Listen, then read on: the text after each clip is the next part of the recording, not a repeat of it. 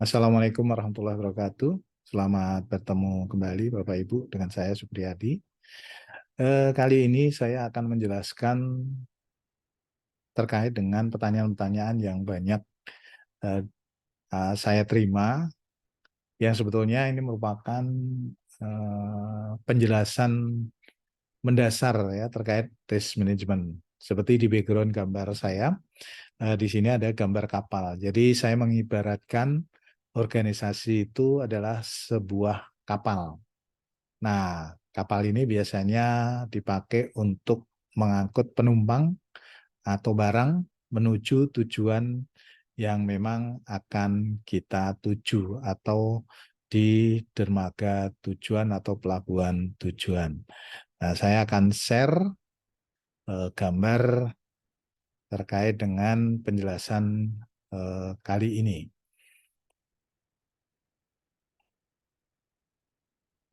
Nah, ini Bapak Ibu bisa lihat dari sini.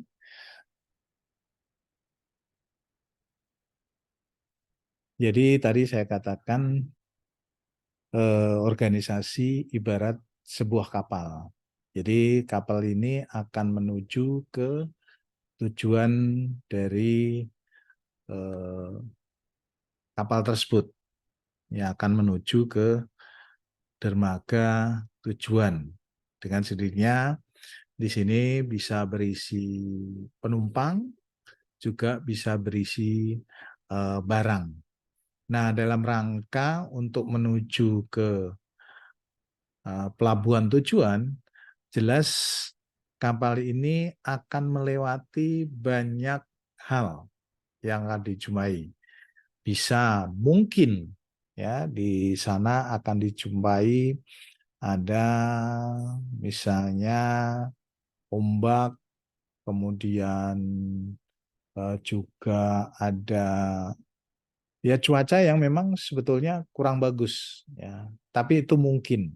Nah, dalam rangka untuk keamanan, keselamatan baik penumpang maupun barang yang diangkut oleh kapal ini menuju tujuan, maka seorang nahkoda harus mempersiapkan diri dengan sebaik-baiknya.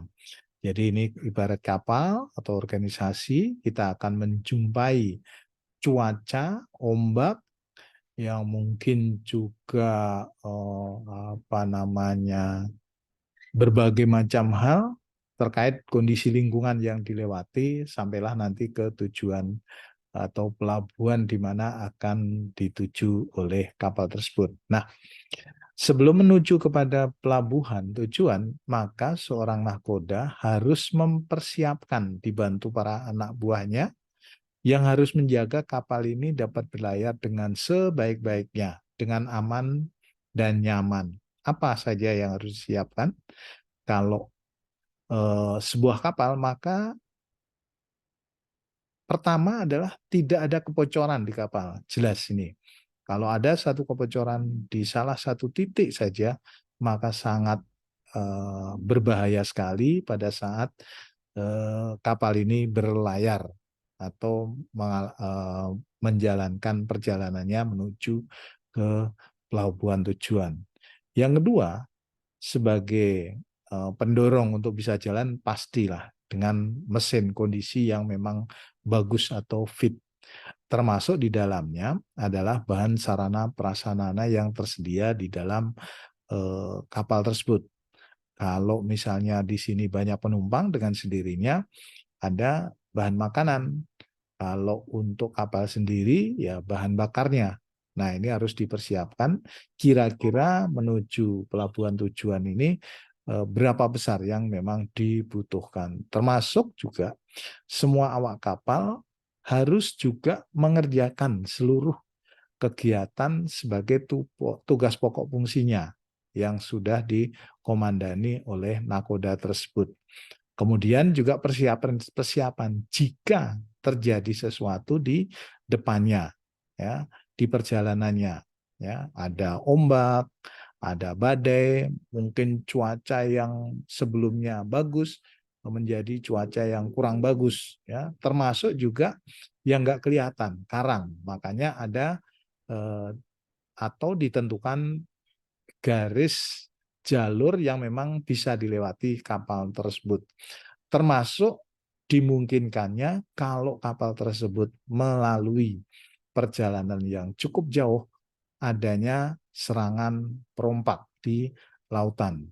Ya, ini dimungkinkan juga.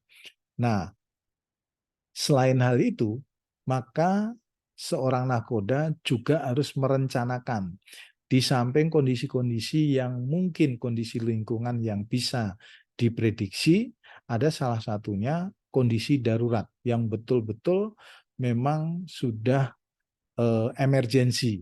Makanya sebuah organisasi kalau ibarat kapal juga harus membuat yang namanya contingency planning. Bapak, Ibu, dan teman-teman semuanya, nah, kapal tersebut jika sudah mempersiapkan diri dengan sebaik-baiknya, maka insya Allah akan bisa mencapai tujuan, pelabuhan tujuan, di mana seluruh penumpang menginginkan atau pengiriman barang akan sampai ke pelabuhan tujuan. Nah, di sana dengan sampainya kapal tersebut di pelabuhan tujuan, maka diharapkan bisa nyampe dengan tepat waktu, kemudian kalau penumpang juga bisa senang, nyaman sampai tujuan, kalau barang-barang ya sampai dengan selamat, utuh, tanpa ada barang-barang yang rusak, hilang, dan juga misal ada permasalahan-permasalahannya yang ada, baik kecil maupun besar semuanya terselesaikan dengan baik. Dan juga tadi, walaupun sudah memperkirakan kemungkinan-kemungkinan adanya misalnya ketidakamanan, sudah dipersiapkan sedemikian rupa sehingga sampai tujuan perjalanannya aman. Termasuk juga salah satunya jika terjadi kondisi darurat akan dapat diselesaikan dengan aman di lapangan. Nah,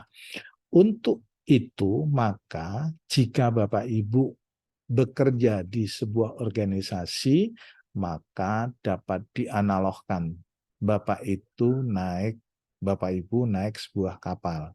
Kalau mau mencapai tujuan, yaitu pelabuhan tujuan dengan tujuan organisasi, maka harus memperhatikan permasalahan-permasalahan baik internal maupun eksternal yang mungkin akan mengganggu pencapaian tujuan organisasi. Untuk itu, Bapak Ibu harus mempelajari betul apa tupoksinya, apa tujuannya, apa yang akan dikerjakan, apa yang boleh dikerjakan, apa yang tidak, dan juga kemungkinan-kemungkinan yang akan terjadi di depan Bapak Ibu dalam rangka untuk mencapai tujuan. Jadi sekali lagi, kalau Bapak Ibu bertanya, sebetulnya risiko itu apa? Yaitu seluruh hambatan yang ada di depan Bapak Ibu dalam rangka untuk mencapai tujuan.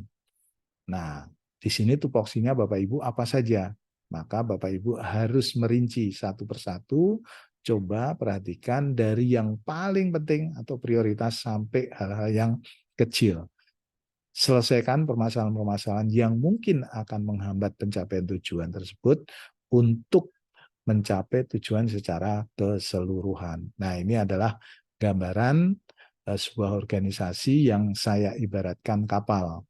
Dalam hal ini Bapak Ibu harus memanage supaya kapal organisasi Bapak Ibu bisa mencapai tujuan dengan nyaman.